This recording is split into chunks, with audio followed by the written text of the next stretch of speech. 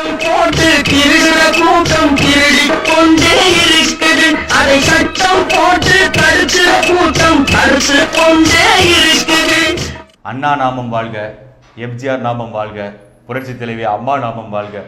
சமீபத்தில் புரட்சி தலைவரும் புரட்சி தலைவி என் கனவுல இந்த கழகத்தை நீதான் வழி நடத்தணும், ஆட்சியை நீதான் வழி நடத்தணும் அப்படின்னு சொல்லி நிரந்தர முதலமைச்சர் நீதான். அண்ணா இது தப்புங்கண்ணா. கனவுல வந்ததெல்லாம் ஏற்றுக்க முடியாதுங்க. கட்சி கட்டுக்கோப்பாக நடந்துக்கிட்டு இருக்குங்க. தேர்தலுக்கு இப்போ ஒன்றும் அவசரம் இல்லை. முதலமைச்சர் வேட்பாளர் யாருங்கிறத கழக உறுப்பினர் முடிவு செய்வாங்க. ஏங்க உங்களுக்கு முன்னாடி நான் முதல்ல அமைச்சரானவங்க. ஏங்க நீங்கள் முதல்ல அமைச்சராக இருக்கீங்க, நான் முதலமைச்சராக சொல்கிறேங்க. நான் கட்டுக்கோப்பாக நடத்திக்கிட்டு இருக்கேன். ஒரு இரும்பு கோட்டைக்கு தான் இருக்குது. இந்த இரும்பு கோட்டை ஒரு செங்கலை கூட பிடுங்க முடியாதுங்க. நீங்கள் தேவையில்லாமல் பேசுகிறீங்க. என்ன கட்டுக்கோப்பா நீங்கள் ஆட்சி நடத்துறீங்க? ஒட்டுமொத்த கட்சிக்கு அவ பேர் வர்ற மாதிரி ஸ்டெர்லைட்ல 13 பேரை சுட்டு கொண்டு அவ பேர் ஏற்படுத்தினது நீங்க தாங்க. அண்ணன் நானும் பேசிடுவேங்கண்ணா. நீங்கள் ஜல்லிக்கட்டு போராட்டத்தில் ஈடுபட்ட மாணவர்கள் மண்டையை உடைக்கிங்கண்ணா, அது எவ்வளோ பெரிய அசிங்கம். அப்போ அதெல்லாம் அது தப்பு இல்லைங்களா? நீங்கள் அதெல்லாம் பேசாதீங்க, ஜல்லிக்கட்டெல்லாம் பேசாதீங்க. நீங்கள் பெண்களுக்காக ஆட்சி நடத்துறவங்க நம்மளுடைய அம்மா முதலமைச்சர் புரட்சி தலைவி. நீங்கள் பெண்களை பாலியல் வன்புணர்வு பண்ணாங்க, அவங்களெல்லாம் தப்பிக்க விட்டீங்க. அவங்க மேலே நடவடிக்கை கூட எடுக்கல. உங்களுக்கு தெரிஞ்சவங்கிறதுனால தானே. ஏங்க நீங்களும் உங்கள் மையனும் தானங்க ஒட்டு மொத்தமாக கட்சிக்கே அவ பேர். அவர் காலில் போய் விழுந்து பிள்ளையா பற்றி வச்சுக்கீங்க. நீங்க இங்க பாருங்க, என் பிள்ளைய பத்தி மட்டும் பேசாதீங்க. என்ன உங்க பிள்ளைய மட்டும் கட்சி தோத்து போச்சு, உங்க பிள்ளைய மட்டும் நேக்கா ஜெயிக்க வச்சிங்கல்ல, அங்க எல்லாம் கோல்மால் எல்லாம் அதெல்லாம் பேச வேண்டியது வருங்க. அதெல்லாம் என்னுடைய ஆளுமைங்க. நீங்க இந்த ஜெயராஜ் பெண்டிக்ஸ் 2 அப்பாவிய உங்க காவல்துறை தானே, உங்க கையில தானே இருக்கு. கொண்டு முடிச்சுட்டாங்க. அதுக்கு நீங்க என்ன பண்ணீங்க? அதுலயும் கெட்ட பேர் தானே வாங்குனீங்க. அண்ணா இதெல்லாம் தப்புங்கண்ணா. அப்ப நானும் வாயில பேசி விடுவாங்க. நீங்க 3 மாசம் முதலமைச்சர் இருந்துக்க மேகத்தொழிற்சி மண்ணில் பாதி வாங்கி போட்டீங்க. இன்னும் 5 வருஷம் இருந்து எம்எம்எல்ஏ வாங்க போறீங்களா?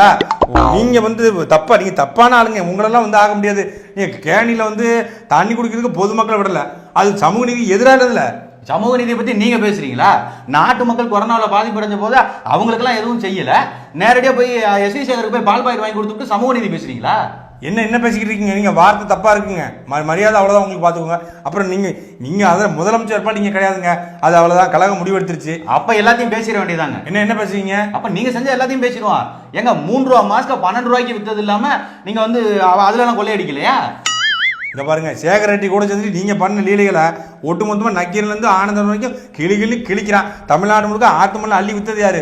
உங்க உங்க உங்க உங்க ஆதரவாளர் கூட்டம் தானே.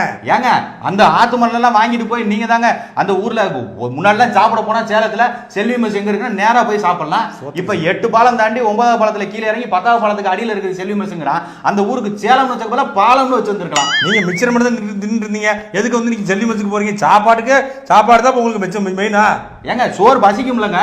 நீங்க அப்படி அது மட்டுமா பண்ணீங்க? உங்க மாப்பிளைக்கு ப்ராஜெக்ட் கிடைக்கும்னு சொல்லி 10,000 கோடிக்கு சேலத்துல இருந்து சென்னைக்கு 8 வழி சாலை எல்லாம் போட்டு கொடுத்தீங்க. அதுக்கு தான் ஆப்படிச்சு விட்டாங்க கடைசியில. அம்மா காலில் முதலமைச்சர் ஆகி போட்டு கண்டதெல்லாம் பேசிங்க வாங்கி வந்தது. ஏன் நீங்க மட்டும் காலில் விழுலையா? நீங்க சின்னம்மா காலில் விழுந்தீங்கல்ல. நான் காலில் தான் விழுந்தேன். நான் காலில் விழும்போது இப்படி குனிஞ்சேன் 30 டிகிரி. நீங்க 90 டிகிரி குனிஞ்சு அவமானப்படுத்துனீங்களா? நானாவது பரவாயில்ல, 90 டிகிரி குனிஞ்சு நின்றுகிட்டு தான் இருந்தேன். நீங்க தவழ்ந்துகிட்டு போனீங்க. நானா தவழ்ந்தாங்க போனேன். நீங்க ஹெலிகாப்டர் கார் டயர் நிக்கலாமாங்க? கார் டயர் நிக்கிற கண்டவே சொல்றான். இது அசிங்கமா இல்லையா? ஏங்க புரட்சி தலைவரும் புரட்சி தலைவியா ஆடி பாடி வளர்த்த கட்சி, அந்த கட்சியை கூத்தூர்ல வச்சு கூத்தடிச்சது நீங்க தாங்க. ஆனா வா இருக்குன்னு கண்டதை பேசக்கூடாதுங்க. அப்புறம் நானும் பேசி விடுங்க. பாத்துட்டு இருக்கீங்க, சும்மா பாத்துட்டு இருக்கீங்க. என்ன பேசிட்டு இருக்கிறாரு? தார்மீகத்தம் பண்ணதுல ஊரே ஏமாத்தி கிங்கின்னு மிங்கின்னு அழுது நீங்க தானே. ஏங்க உங்களுக்கு சரியா நடிக்க கூட தெரியலங்க. இங்க பாருங்க, அது அப்படி இல்லை இப்படி. பொறுமையா இருங்க. அவர் கிடக்காரு, நீங்க பொறுமையா இருங்க. நீங்க சும்மா இருங்க. இல்லைங்க, நான் கண்ணை காட்டணும்னு வேற மாதிரி ஆகி போயிருங்கண்ணா. நீங்க பாத்துக்குங்க. நீங்க கம்பராமாயணத்துல சேக்குவாரான்னு சொல்லி சின்ன பல்ல எல்லாம் போறவரெல்லாம் மீம்ஸ் போட்டு சிரிச்சுக்கிட்டு இருந்தவன். என்ன பேசிக்கிட்டு இருக்கீங்க? உங்க பையன் பாராளுமன்றத்தில் பேசும்போது ஓட்டும்போது நாடே சிரிக்குது. முக்குளத்துக்கு அவன் சொன்ன விளக்கத்தை பார்த்து முக்குளமே விழுந்து கேட்க போக்கன்னு சிரிக்குது. ராஜராஜ மட்டும் உயிரோட இருந்திருந்தா கொலகேசில உள்ள பேர் போட்டு தள்ளிட்டு நீங்க பாருங்க, மறுக்க என் பையனை பத்தி பேசாதீங்க. பிள்ளைய பத்தி என்ன நானும் பாத்துக்கு நாங்க நான் கொங்கு மண்டலத்தை சேர்ந்தவன். எனக்கு வேற மாதிரி ஆகி போயிரும் பாத்துக்கோங்க. இந்த வயசுல அருவா பிடிச்ச கையுது. நானும் இங்க டீ கடையில வேலை பார்த்தவன் தான். வடைய தட்டுற மாதிரி தட்டி போட்டுட்டு போயிட்டே இருப்பேன். வடை போடுறோம், டீ போடுறோம். நாட்டுல பிரதமர் முதலமைச்சரானா இப்படித்தான் அவங்க மரியாதை என்னன்னு தெரியுதான் பாரு. எடப்பாடி சந்தையில கருவாடு திருடுறவங்க மரியாதையை பத்தி பேசுறாங்க. வார்த்தை முக்கிய மரியாதை கட்டு பேர் மாதிரி. சார் ஏன் சார் இப்படி அடிச்சிட்டு இருக்கீங்க? நீங்களா ஒன்னா சார் பலமே இல்ல தம்பி, கண்டதையும் பேசிட்டு இருக்கா, செஞ்சதெல்லாம் சொல்லி காட்டிட்டு இருக்காரு தம்பி. சார் நீங்க எப்ப அடிச்சுப்பீங்க, எப்ப பிரிவீங்கன்னு சொல்லிட்டு ஒரு கூட்டமே காத்துக்கிட்டு இருக்கு சார். இருக்கட்டும் தம்பி, அதுக்கு மரியாதை எல்லாம் பேசலாமா சார்? நீங்க மரியாதை எல்லாம் பாத்தீங்கன்னா அப்புறம் ஆட்சி எப்படி சார் பிடிக்கிறது அப்படின்னு சொல்றீங்களா? என்ன தம்பி செய்யணுங்கிறீங்க? சார் ஒன்றும் இல்லை சார், நீங்கள் வழக்கம் போல ஆட்சி பார்த்துக்கோங்க, நீங்கள் கட்சி பார்த்துங்க சார். எனக்கு அதெல்லாம் ஒன்றும் பிரச்சனை இல்லை தம்பி. வர வேண்டிய காசெல்லாம் சரியாக வந்துருமான்னு கேளுங்க தம்பி சுனிலே, நீங்க தான் பொறுப்பு பார்த்துக்கோங்க. நான் வந்து கரும்பு போட்டிருக்கேன். கரும்பு 2 உடைக்கிற மாதிரி எது வந்தாலும் உடைச்சி பாதியை கொடுத்துருவோம் அவருக்கு. Super sir. அவர்கிட்ட முதல்ல கேட்டு சொல்லுங்க, அவர் சரியா இருப்பாருன்னு. எனக்கு அவரை பற்றி நம்பிக்கை இல்லை சார். சொல்லுங்க சார். இங்க பாரு தம்பி, நான் டீ கல்ல வேலை பார்த்தவன். அண்ணன் தம்பி 2 பேர் வந்தாலே 1/2 டீ சரியா போட்டு பிரிச்சு கொடுப்பேன். நான் இதுலலாம் சரியா இருப்பேன் தம்பி. அப்படின்னா சரி, அவரு அங்க வரதா அங்க தரட்டும், நம்ம இங்க வரதா அவருக்கு தருவோம். அது ஒன்றும் பிரச்சனை கிடையாது. ஆமா சார், இப்படியே போயிட்டு இருந்துச்சுன்னு வச்சுக்கோங்களேன், அவங்க பாட்டுக்கு நீங்க சம்பாதிச்ச காசு புடிட்டு போயிருவாங்க ஐடி ரேட்லாம் விட்டு. அதனால சேர்ந்துருக்க தான் பலம். சரிங்க. ஒண்ணு சார், இங்க பாருங்க சார், நீங்க பிரஸ் மீட்டுக்கு நீங்க போங்க, சிரிச்ச முகத்தோட இவர் தான் எங்க முதலமைச்சர் வேட்பாளர் அப்படின்னு அறிவிச்சு விட்டுருங்க, நம்ம பப்ளிஷ் பண்ணி விட்டுருவோம். சரிங்களா சார்? அண்ணே அண்ணே அண்ணே அண்ணே நீங்க பேசுங்க. அண்ணே இல்ல நீங்க பேசுங்க, நீங்களே பேசுங்கண்ணா.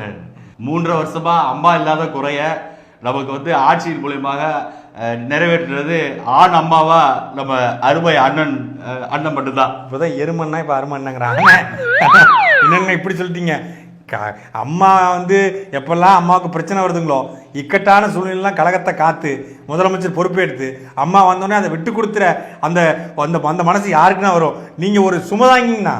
இப்ப பாருங்கண்ணா, அண்ணா அது கமிஷன் வந்துரும்ல, அது கரெக்டாக கொடுத்துருவோம்.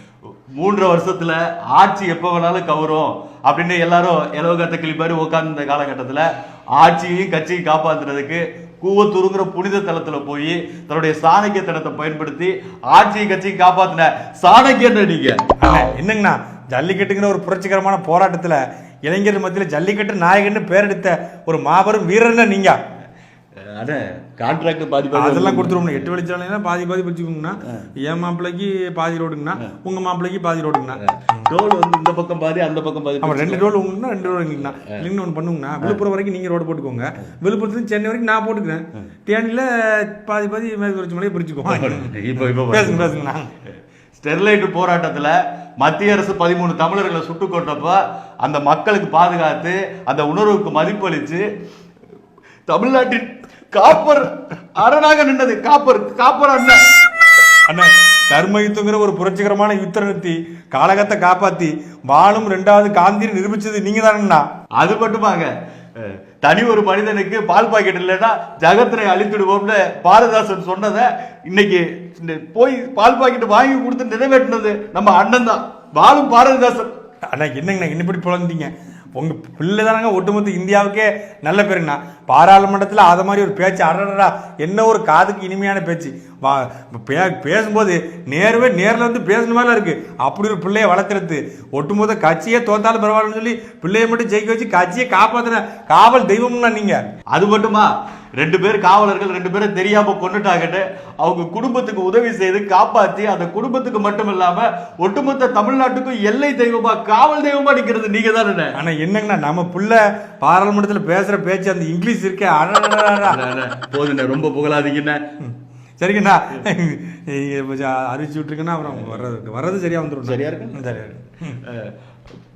அண்ணா நாமம் வாழ்க, எம்ஜிஆர் நாமம் வாழ்க, புரட்சி தலைவி அம்மா நாமம் வாழ்க, மக்களுக்கு நாமம்.